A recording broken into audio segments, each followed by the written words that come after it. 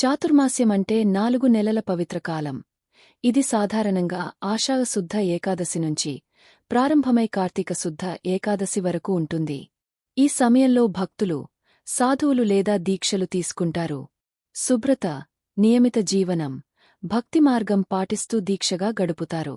ఆహార నియమాలు: ఉల్లిపాయలు, వెల్లుల్లి, మాంసం, మద్యం వంటివి తినరాదు. కొందరు ఒకరోజు ఒక్కసారే భోజనం చేస్తారు లేదా పళ్ళు, పాలతో ఉంటారు.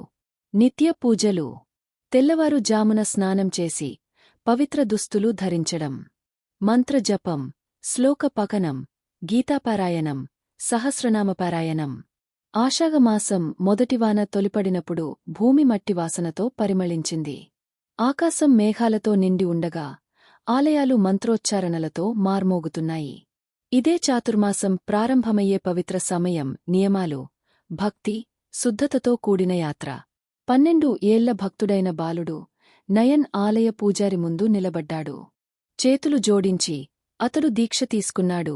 రాబోయే 4 నెలలు నియమంగా, భక్తితో జీవించాలని. ప్రతిరోజూ తెల్లవారకముందే నయన్ చల్లటి నీటిలో స్నానం చేసి, పరిశుభ్ర దుస్తులు ధరించి, తన చిన్న పూజామందిరం ముందు కూర్చుని మంత్రాలు జపిస్తూ ప్రశాంతంగా కాలాన్ని గడిపేవాడు. అతని స్నేహితులు మిఖాయిలు ఇచ్చారు. నయన్ వినమ్రంగా తిరస్కరించాడు.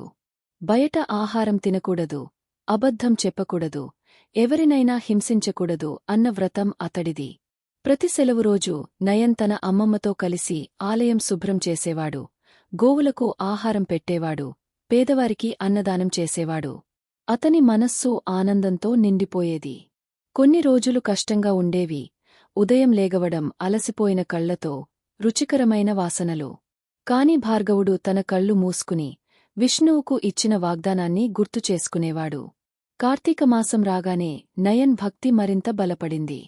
ప్రతి సాయంత్రం దీపాల్ని వెలిగించి కుటుంబంతో కలిసి భజనలు పాడేవాడు. అతడి స్నేహితులు అతనితో కలిసి ప్రార్థనలో పాల్గొనసాగారు. దేవుత్థాని ఏకాదశి రోజున నయన్ విష్ణువుకు తుదిపూజ చేశాడు. చాతుర్మాస్య దీక్షను పవిత్ర హృదయంతో పూర్తిచేశాడు. చాతుర్మాస్య దీక్ష అనేది కేవలం నియమాల గురించి మాత్రమే కాదు, అది ఆత్మయాత్ర. మనసు శుభ్రపరచడం, నియంత్రించడం, దైవంతో బంధం పెంచుకోవడం కోసం తీసుకునే మార్గం.